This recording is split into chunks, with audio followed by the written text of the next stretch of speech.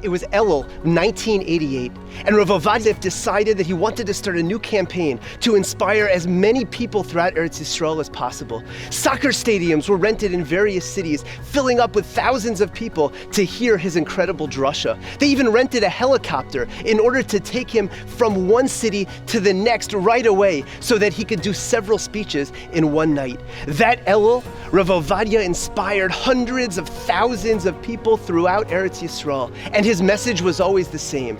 Hashem loves you, and he wants you to come back and to have a relationship with you. And this was but one example of the motto that Rav Ovadia lived by his entire life, Lehachzir Atara Liyoshna, to return the crown back to its original glory. You know, in the 1950s, many people were throwing off Torah and mitzvos. People were pulling their kids out of the Torah schools left and right.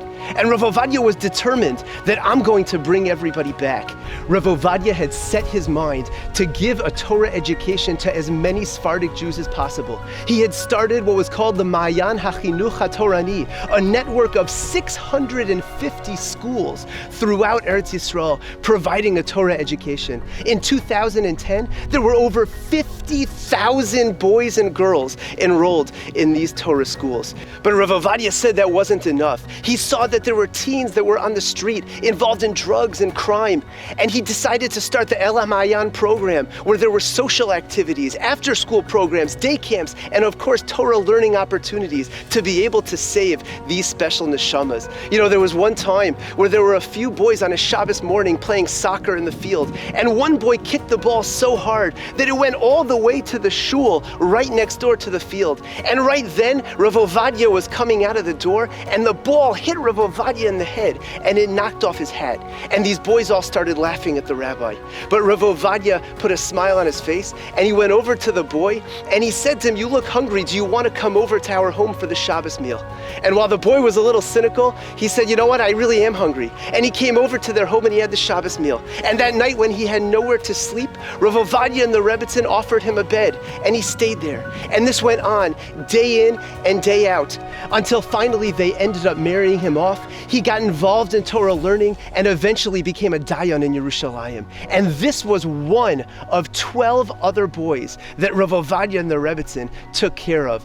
And his love for every single Jew took on another aspect as well. In 1973, during the Yom Kippur War, there were close to 1,000 Israeli soldiers whose bodies were not found or who were unidentifiable, leaving their young wives as agunos, people who cannot remarry. And Rav Ovadia took on the incredible task of trying to find a heter, trying to allow each one of these young ladies to remarry.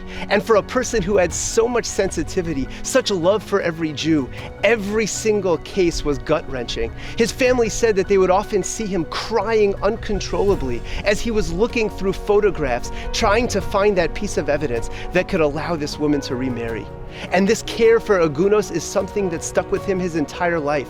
Approximately 14 years before he passed away, Rav Ovadia had a heart attack, and the doctor said he needed an emergency surgery. And he told them, he said, "Listen, I need to go back home for 3 hours before the surgery." And they said, "Why?"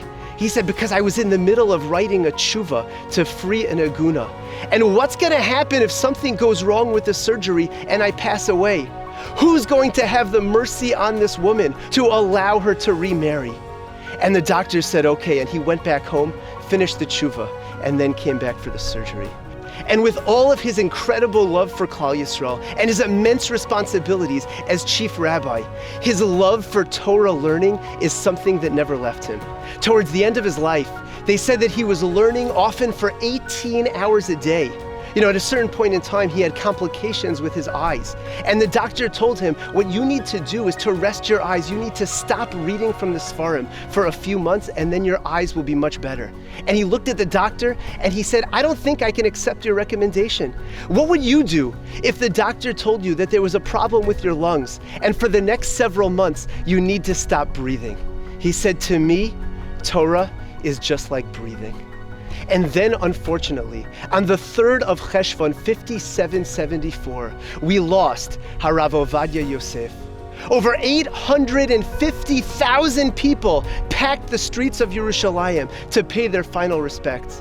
People who were not religious at all were seen crying uncontrollably in the streets over the passing of Rav Ovadia. Rav Ovadia Yosef was responsible for the incredible growth of the Sephardic community that we have today, with tens of thousands of true Torah families keeping Torah and mitzvos. Let us never forget the incredible life that Rav Ovadia Yosef lived, his unbelievable hasmada, his dedication to the growth of all of Klal Yisrael. And let us ask ourselves right now, what can I do to be a little more like Chacham Ovadia Yosef, Zecher Tzadik V'Kadosh Livrach?